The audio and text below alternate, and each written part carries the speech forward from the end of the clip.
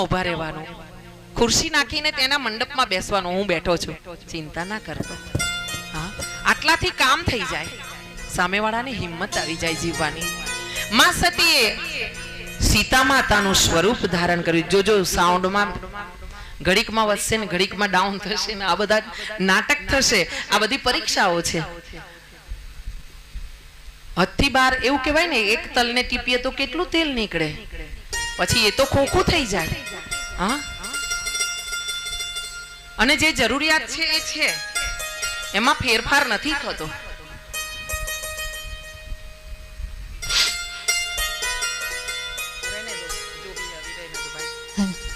તો મહારાજ બન્યું છે એવું, માં સતીએ સીતા માતાનું સ્વરૂપ લીધું છે. રામજીની સામે જઈને ઉભા રહ્યા છે અને એવા સમયે રામજીનું ચરિત્ર જેવું રચ્યું છે ભગવાને પોતે, કે એમની જો લીલા સાંભળીએ ને રામાયણમાં તો આપણાને એમ થઈ જાય કે શું સહન શક્તિ હશે સીતા માતાની, રામજીની, લક્ષ્મણજીની, કે જે 14 વર્ષ સુધી નાનો ભાઈ મોટા ભાઈની સેવા કરે અને નિંદર ન માને, અને એનાથી વધારે કેવી સહન શક્તિ માં ઉર્મિલાની, કે ત્યાં રાજમહેલમાં બેઠી છે પણ એક તકલીફ નથી લીધી કે મારો પતિ મને છોડીને ભાઈની સેવામાં ગયો છે.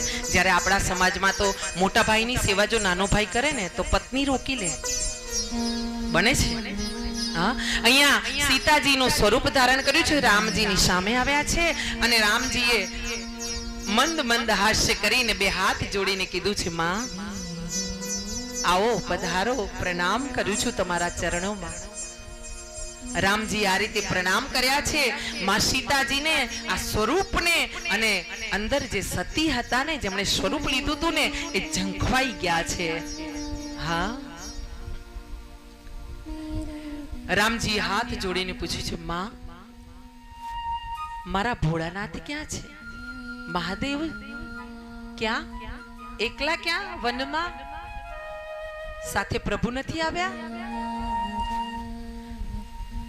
સતીની આંખો ઢળી ગઈ છે અને શરમ આવી છે અને એમણે કીધું છે કે ના, તમારા સ્વામી આવ્યા છે, તમારા આરાધ્ય આવ્યા છે, ધ્યાનમાં બેઠા છે.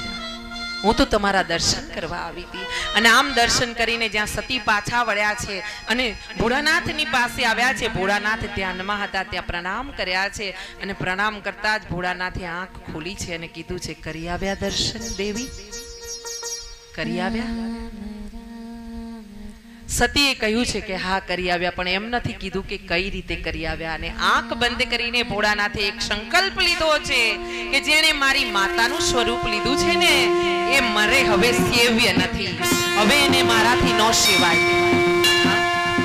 અને આકાશવાણી થઈ છે. આકાશવાણીમાં કહેવાયું છે કે તમે જે સંકલ્પ લીધો છે ને, આ સંકલ્પ તમે જ લઈ શકો. હે મહાદેવ, આ સંકલ્પ તમે જ પાડી શકો, બાકી કોઈ ન પાડી શકે.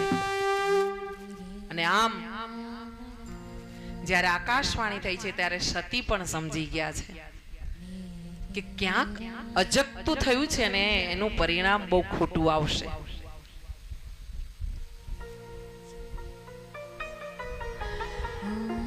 સતી જ્યાં ઊભા થઈને પ્રણામ કરીને ભોળાનાથની પાસે બેસવા ગયા છે ત્યારે ભોળાનાથે કીધું કે દેવી, નીચે આસન ગ્રહણ કરી લો.